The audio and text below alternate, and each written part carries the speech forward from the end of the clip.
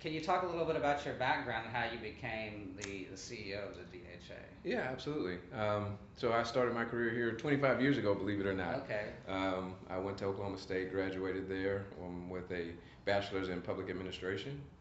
Came to work with DHA in 1993. Basically started off at the ground floor Mm-hmm. where I was doing eligibility of families coming in seeking housing assistance for us. And throughout my 25 years, I've worked in different divisions and departments within the organization to progress to president and CEO. Okay, great. Yeah. Well, what advice would you have based on your experience for young people in their careers? I mean, what have you, is there anything in particular that you've learned in your career that you think would be helpful to young people? Yeah, I guess I can best explain it by some mentors I had. And they told me basically, in essence, you needed three things to be successful in your professional career. One is you need to be educated, so you need to be subject matter expert in the field that you chose. Secondly, you need to be in the right place at the right time, so a little bit of happenstance Mm-hmm. and luck. And then you needed some sponsors. You needed some people that saw something in you that they felt that you could proceed with your career in that way. So I think those three things are good basic elements of what somebody would need to kind of progress in their career.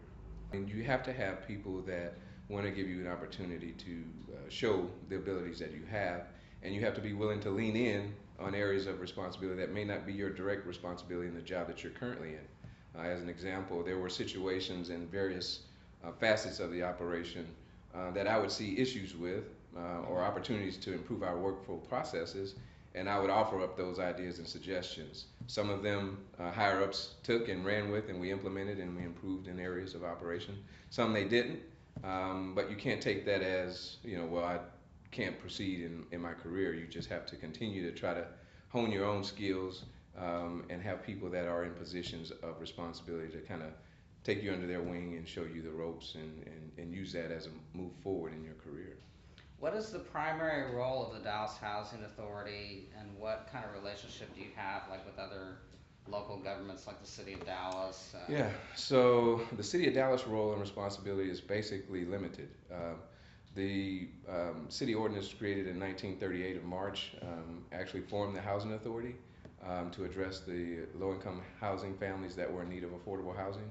And to the extent that that ordinance was created, the only role that we have with the city is that the mayor of the city of Dallas appoints our board of commissioners, which is our governing body. We have a five-member board of commissioners that oversee policy direction as well as hiring and firing the president and CEO.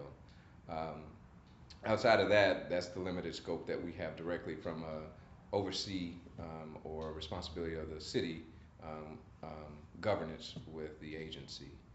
Um, in terms of operationally, many people know us as the organization that provides affordable housing, and that's our bailiwick. We provide subsidized housing to low to moderate income families. We do that through two primary programs. We have what we call public housing, which are facilities we own and operate. We have about 5,000 units that we manage, and families apply, move into our housing stock, and we operate just like any other apartment manager. And then our flagship program is the voucher program. We have about 17,000 families that are participating in that program. Where they go out into the marketplace, we provide the subsidy for them to lease to private property landlords.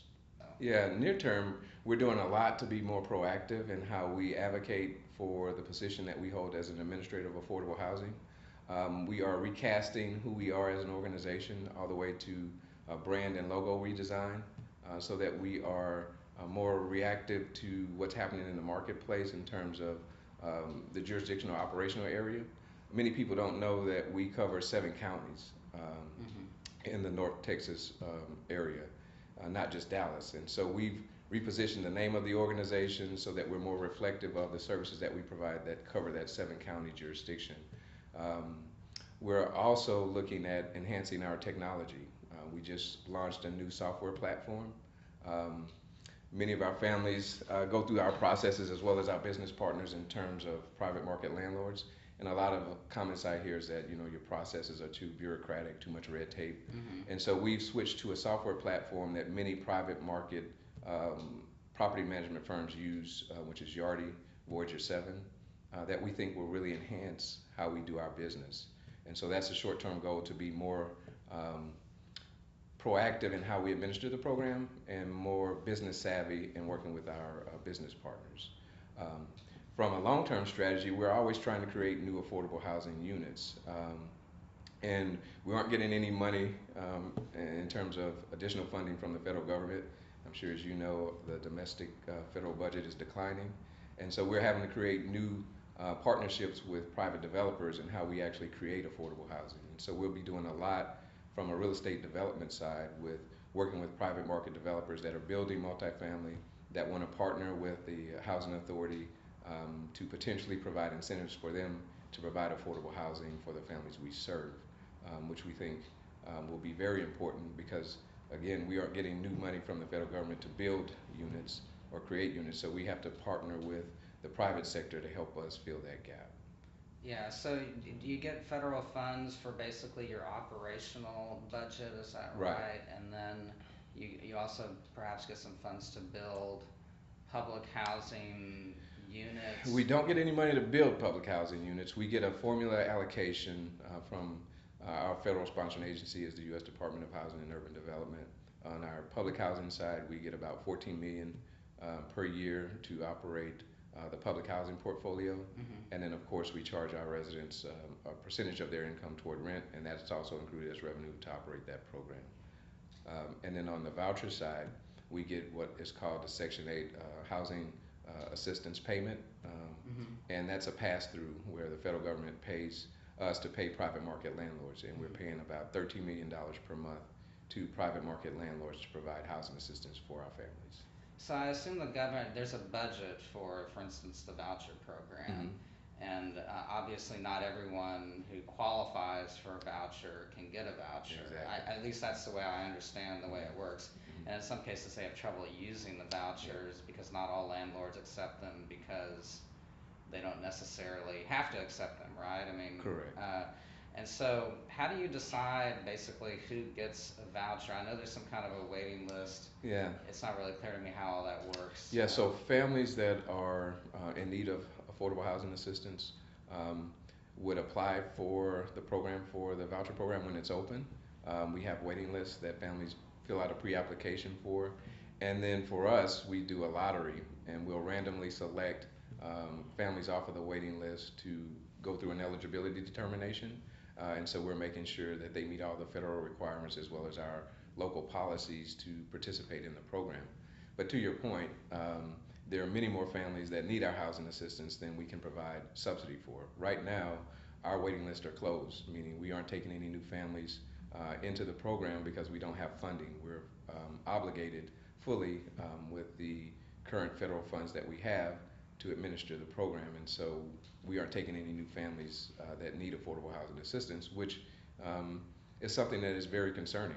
I think if you look at some recent reports, even as recent as the Mayor's Poverty Task Force, they indicated that there are over 20,000 families that are working, almost most of them full-time, but are still earning below the poverty line. So those families are in critical need of affordable housing solutions, but due to the restraints of the federal government's budget, we aren't able to help additional families. And so the way we're trying to create that pipeline, because there aren't any dollars, is to help our families that are currently in the program attrition off through self-sufficiency services. I see. So we offer volunteer programs for our families to get engaged with, to help them with career planning, employment opportunities, so that as they earn more, they have a less of a financial need for our program, and that they're becoming independent and moving up and out, and that's clearing the way for new families to come in. I see. So the goal for the voucher program is for it to be temporary. It's not like someone gets a voucher and then they have a voucher for, for as long as they want it, or what.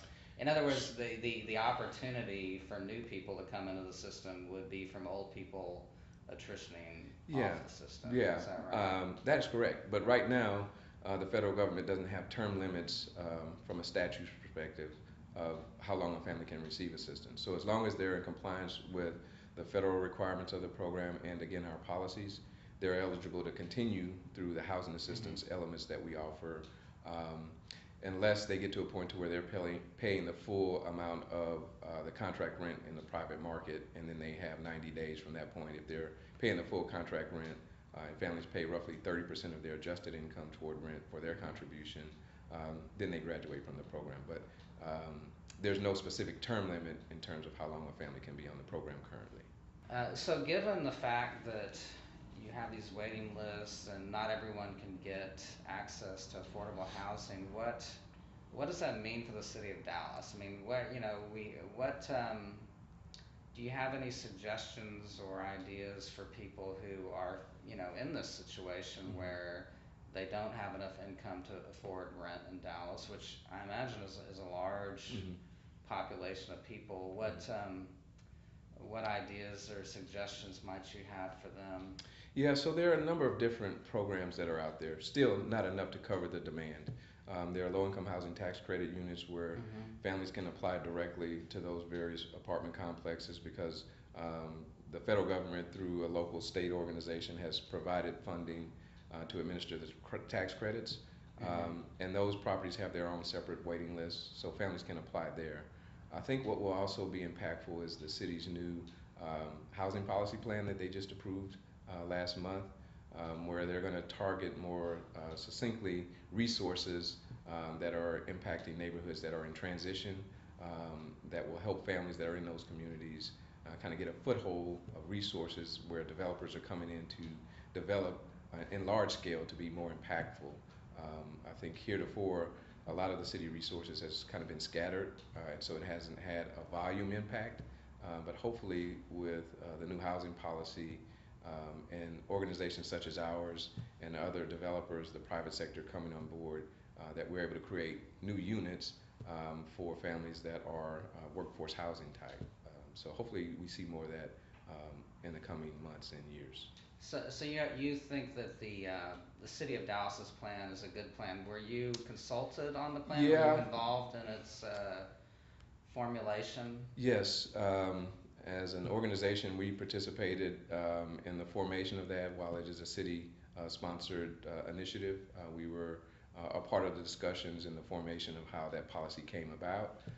And then we also participated in a subgroup called Opportunity Dallas, which is kind of a think tank of local industry affiliates in terms of housing programs that came together, both public and private development, to talk about strategies that the city should consider as a part of that housing policy.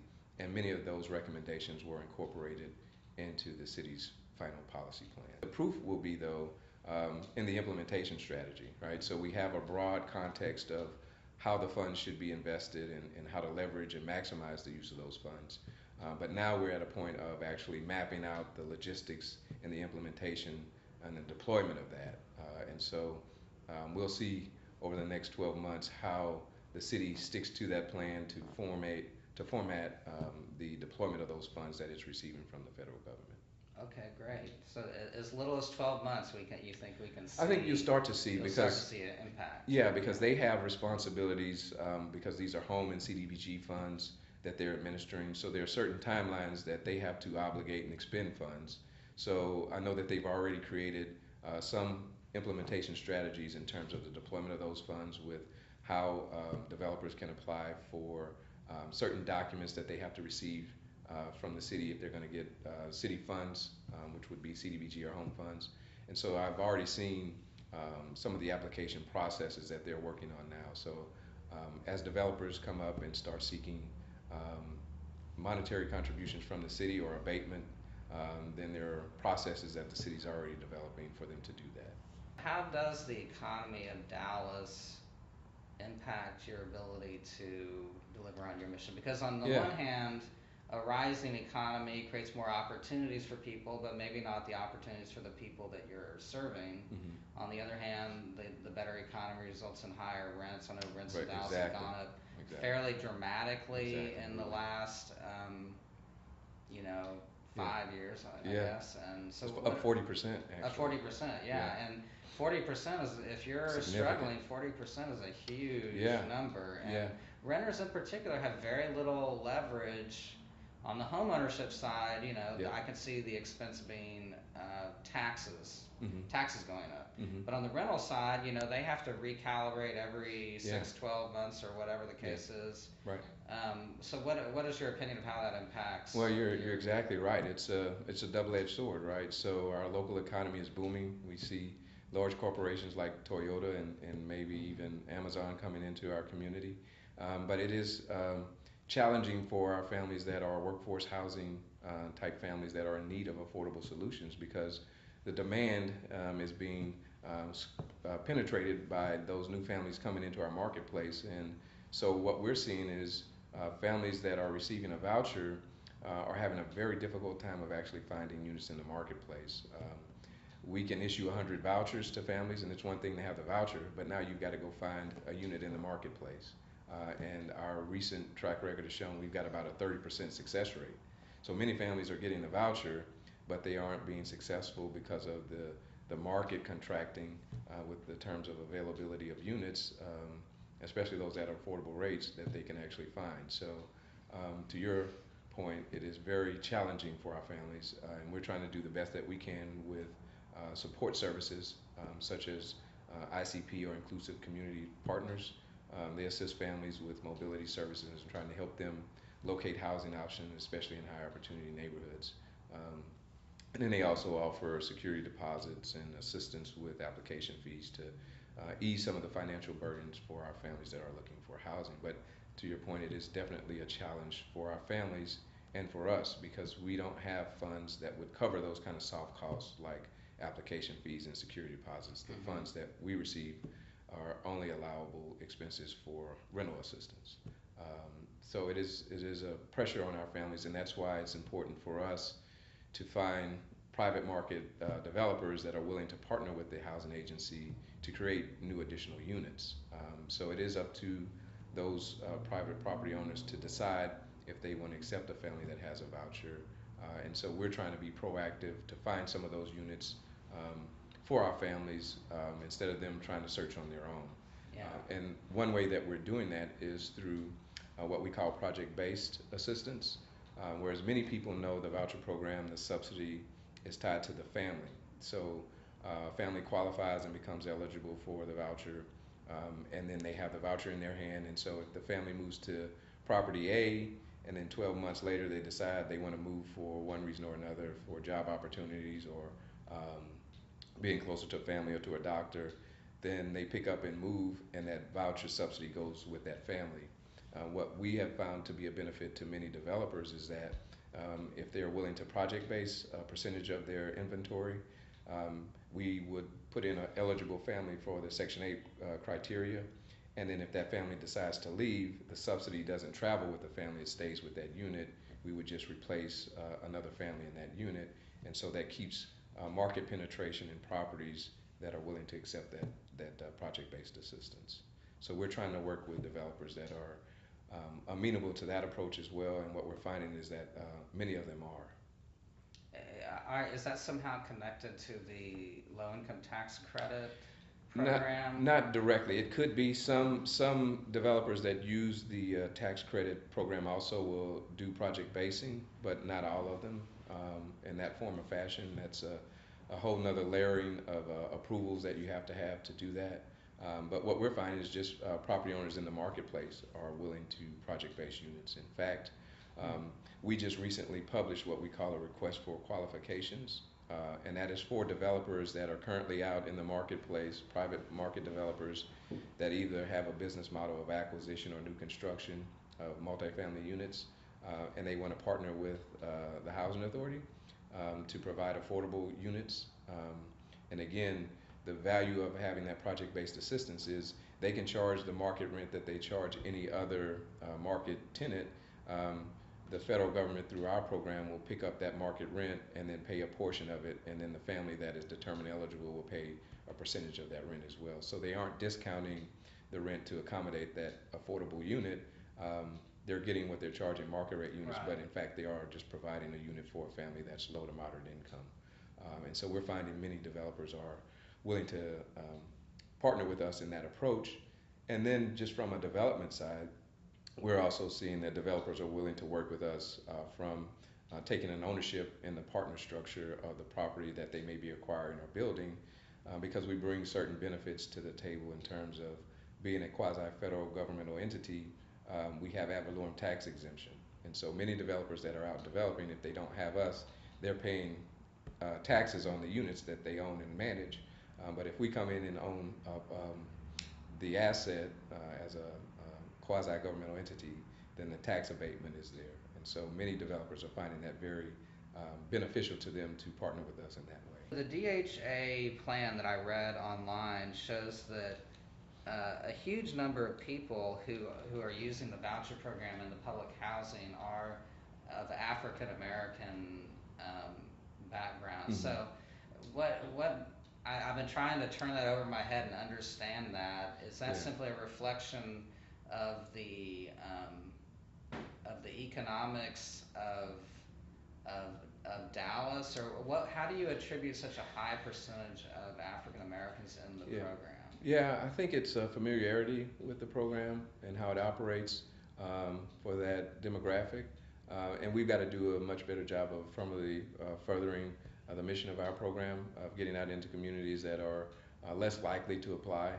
And so we're taking steps to do that. We're translating our documents in Spanish as well as Vietnamese to be more amenable to those different demographics that may be needing access to our programs. So we're taking steps to firmly further how we work with different cultures and ethnicities to avail themselves to access to our programs. But currently we have about, I believe it's the last numbers were about 89% of Right. our Yeah. portfolio is predominated by African Americans in Yeah. terms of receiving our services. So on the public housing side, is part of the strategy to phase out the public housing in favor of vouchers? I mean, what is kind Yeah. of your attitude toward the whole I public think housing thing? if you look at some of the federal policy, it's not directly indicative of that, but I think the natural tendency is toward that. One, the old federal policy of how we developed the public housing program really clustered high concentrations of poverty, where everyone that lived in an apartment complex was low to moderate income, and so you didn't have that income strata of families living together. Just here in West Dallas is a prime example of that.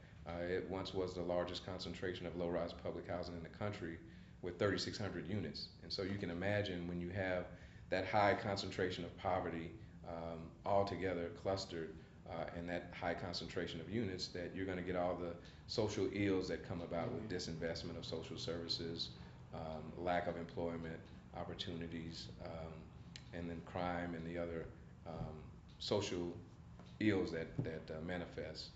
And so public housing is really transitioning, I think, into more diversified portfolio where you don't have large footprints of units only dedicated to low to moderate income. And that's why you see more tax credit development. You see public-private partnerships where smaller percentages of units are in the marketplace, but aren't quote unquote public housing, because that is a term of art in the industry.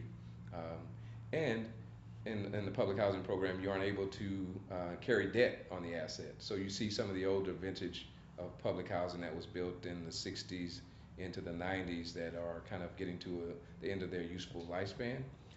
And you see housing authorities that can't leverage debt on them. And so HUD is creating ways for you to alter that subsidy that you're getting from the federal government, which they call RAD, is the way to redevelop and kind of move out of the model of the traditional public housing.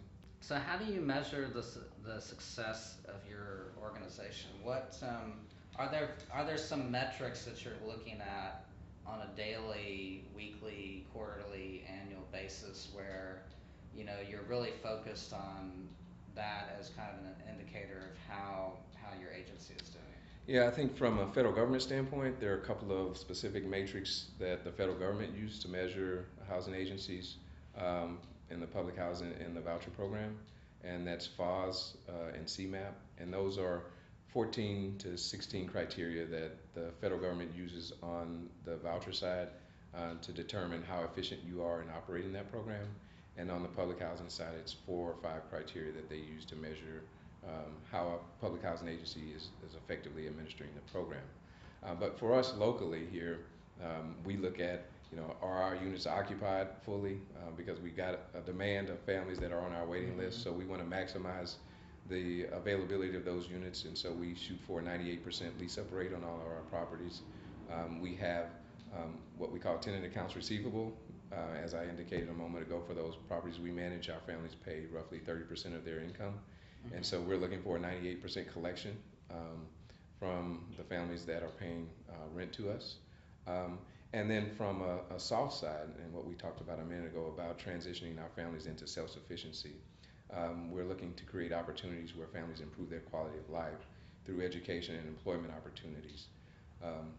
And I think that's the biggest goal for us is how do we help our families improve their situation in life. Public housing and assisted housing programs weren't meant to be a lifestyle. They were meant to help families transition in a time of need on to becoming independent of federal housing program assistance. And so we created a number of things to help our families. One program is we created a 501c3 called Opportunity Rising Foundation, and that provides scholarships, internship programs, as well as college tours for our young men and women that are going on to post-secondary education opportunities. And we've given out over $1.5 million in scholarships of non-federal funds that we've raised for our youth. Because if you look at the statistics, we service about 60,000 families. A little over 51% of those are under the age of 18. And so we think the way to break that poverty cycle is to help those young men and women understand the importance of education.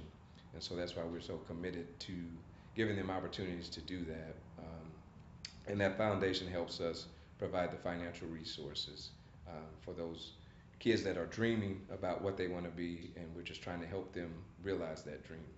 Is DHA part of HUD, or are you basically a completely independent Yeah, entity? I mean, yeah, they're our federal sponsoring agency, but we are not a federal agency. So we're a quasi-governmental entity. okay. We were created as a result of the 1937 Housing Act that allowed for affordable housing programs to be developed from a federal standpoint. And then the city charter back in March of 1938 actually effectuated the creation of the Dallas Housing Authority. Do you believe America is in the midst of a housing crisis? And I only mention that because I hear about a lot of that being quoted in the press. And for instance, I'll give you one quote that I read recently, and that is, by every measure, the American housing sector is broken. For decades, city, state, and federal policies have contributed to rising rents, falling subsidies, and a systematic shift of home ownership to older, richer, whiter Americans. Would you agree with that, or what are your thoughts on Yeah, that? I would say there is a definite income disparity. I think it's the root of all of that, where we have families that are working hard but can't keep pace with the rising cost of living. As I said a minute ago, just as a prime example, the mayor's task force said there are 20,000 families that are working full time and still earn below the poverty levels. And the cost of living is steadily increasing. So there's this gap of families that are of low to moderate income that aren't able to sustain the cost of living expenses that we currently have. And some elements of the federal housing programs, we really haven't had any major legislative changes since 1998 was really the last big legislative change with QUARA. But I think there are a lot of fundamental kind of blocking and tackling policy changes that could be initiated if we could get the folks up in DC to kind of come together and really analyze the impact of the program and how can it be altered in a way that helps our families become independent of governmental assistance. Just by way of an example, there was a series of amendments in the late 60s called the Brooke Amendment, which basically changed the way the federal programs were administered. Prior to that point, families paid market rent regardless of income. And so the federal housing programs operated just like the private market. With the series of Brooke amendments, families switched from paying market rent to paying rent based on their income. So as their income went up or down, the adjustments to their rent coincided with that. And some argue that that created a policy of disincentive to work. Right, yeah. And so, Or not seek higher right, wage jobs, for instance. right. Yeah. And so, um, some folks argue from a policy standpoint, is that the most appropriate way to administer the program? Should rent levels be set at what the market is, because that's what um, how our society works. And so I think those kind of conversations need to happen at a congressional level, because they form the statute, to really make sure that as a nation we're being good stewards of the taxpayers' funds in administering the program. If you look at the public housing program, it's about a $19 billion per year program to operate across the country. The voucher program is about a $22 billion investment that we have as a federal government. So we really need to analyze the current statute, and maybe send some deregulation initiatives down to the local housing agencies to figure out what works best on the ground in those specific locales to be more effective in how they administer the program. One good thing that came out of that Quora statute was the voucher program, from that point, was created in 1973, was only used for rental assistance. And so it wasn't a way for families to gain ownership. Post that statute, families can now use that voucher for mortgage assistance. So as long as they're eligible and qualify from a lending institution for a mortgage, we can use the subsidy that we receive from the federal government to offset a portion of their mortgage, so that over time that family has ownership, and then we're going on to the next family. Right, yeah. In that particular aspect, that subsidy is good for up to 15 years, and then that subsidy goes away for that family. So there are ways to think through the current policy, and kind of be nimble enough to allow local control to take over and develop some implementation strategies that work specific in those locales.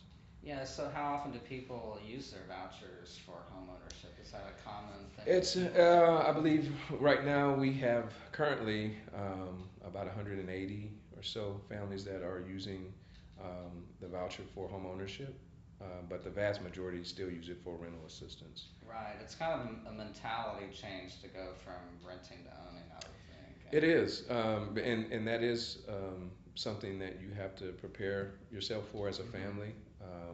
You also have to, if there are any credit issues, you got to get all those things kind of set up and addressed, so that you can go out to a private lender and qualify for a mortgage. And we work with our families through a volunteer program that we have called Family Self-Sufficiency, where they get one-on-one case management, and they're receiving the type of support that they need through, again, educational and employment opportunities, and the mortgage program if they want to become a homeowner. The Dallas County runs a great first-time home buyer curriculum. And so there are ways for our families to plug into that if that's something that they want to pursue. But again, that is a volunteer program for our families to participate. What would you like to do locally that for instance, if the federal funding was more less, restricted to vouchers and Mm-hmm. public housing, what kind of programs would you be?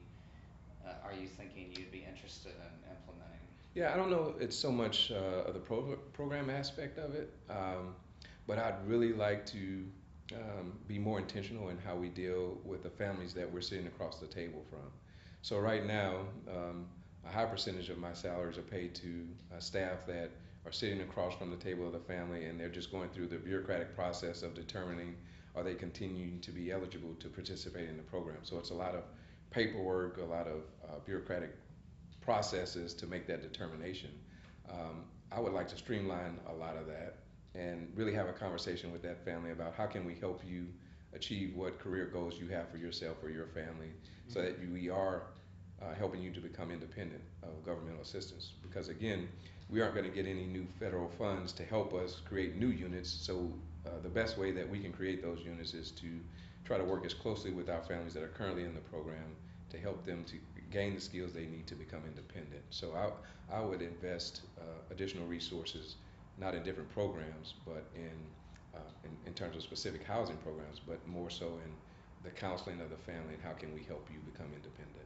Okay, so basically you'd like to kind of shift your mission, so to speak, from providing affordable housing to basically providing financial independence, if I'm Mhm. hearing you correctly. That is correct. Yeah. And if you read our mission statement, it is in fact that we provide affordable housing, but we also assist you with quality of life services to equip you to become independent. And of course, Hmm. a big percentage of our families may not become independent of governmental assistance because a significant percentage are elderly and disabled.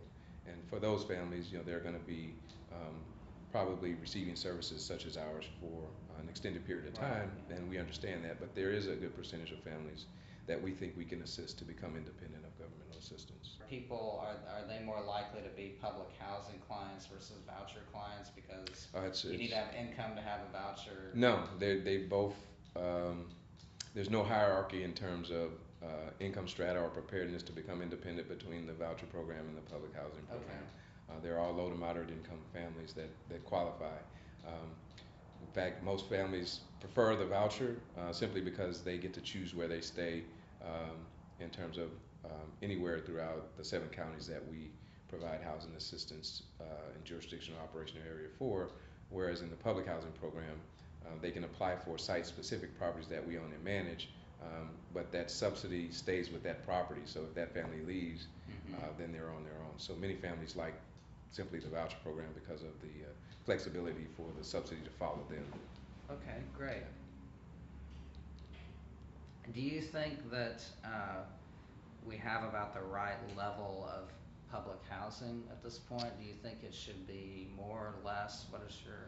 Yeah. What is kind of your opinion of that? Yeah, I think, as we mentioned a moment ago, I think public housing, as we've known it, um, there's a shift, and so I think having smaller percentages of units in the private market, where we're working with private developers and they're developing their own multifamily assets and they're agreeing to having smaller clusters, no more than 10 to 20% of that portfolio as affordable.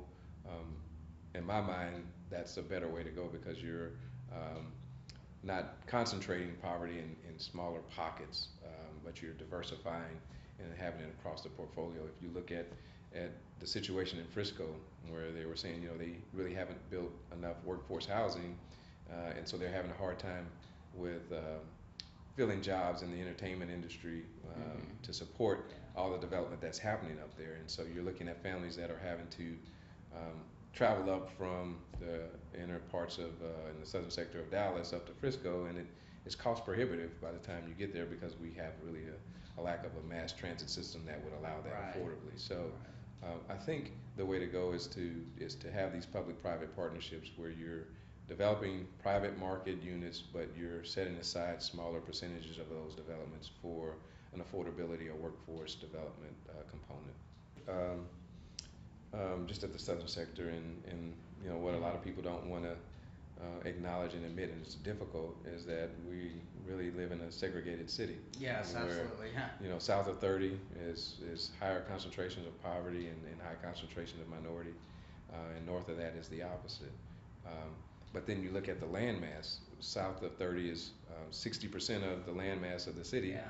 but it's only about 14% of the tax base being earned there. So there's a price to pay when you concentrate poverty in such a manner that it leads to disinvestment. And so, to your point, we've got to do more things to incorporate different strata of income families living in a communal type arrangement where um, people that are lower class can see their neighbors going to work every day and aspiring to achieve the American dream, and they see themselves as a part of that.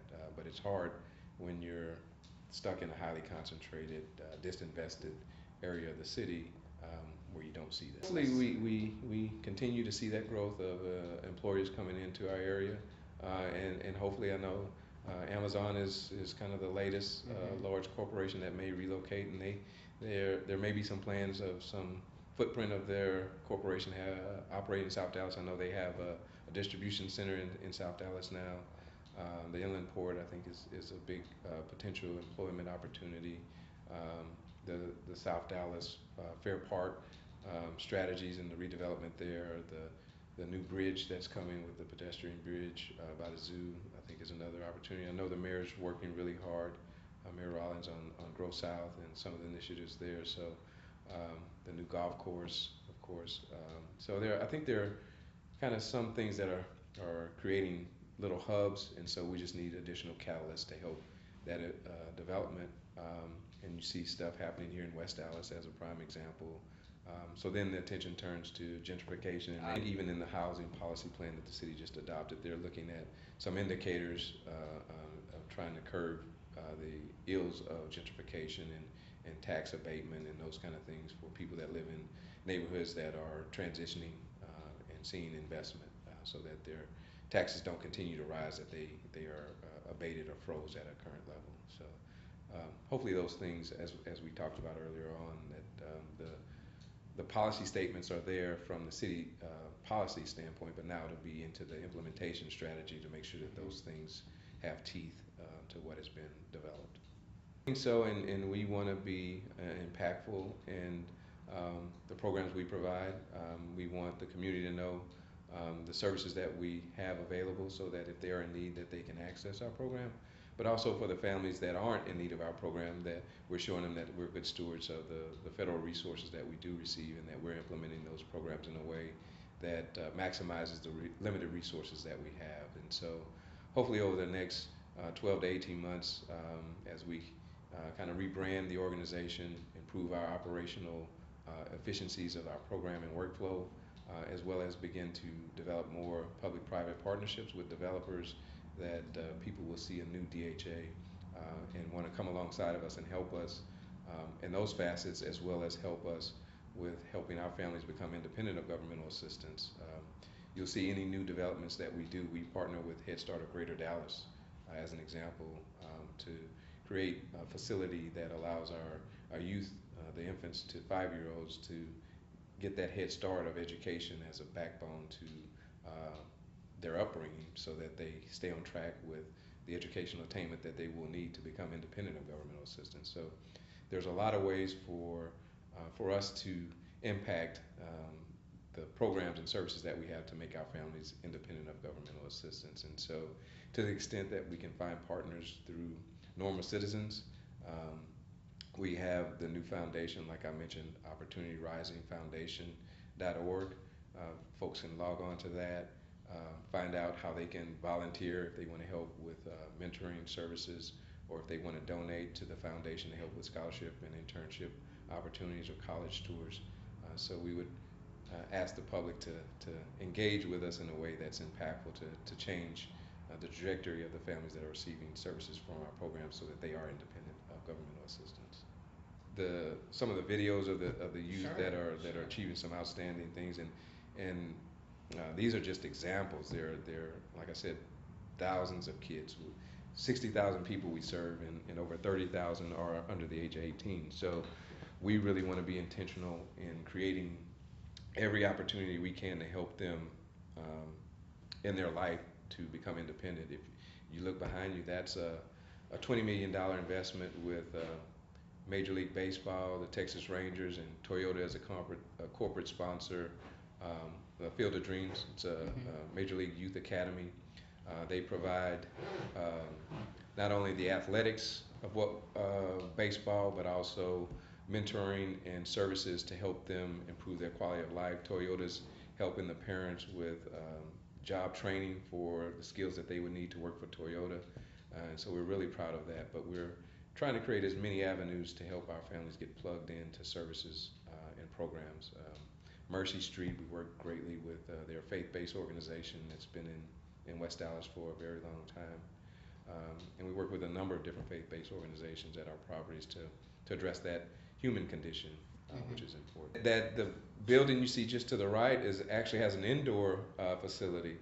Oh yeah. Yeah, so this be a academy that has a public housing authority in partnership with Major League Baseball and the local baseball affiliate for us is the Rangers. And so we were really excited and happy to be a partner in that. And the kids, you come out every day. There's this morning they had camps, and you'll see baseball games. DISD is using it as well as their tournaments, and we hope at some point to attract the Little League World Series as a regional Oh site. yeah, that'd be great. Great partnerships like that are helping us further our mission of what we do. So we're really, really proud of that.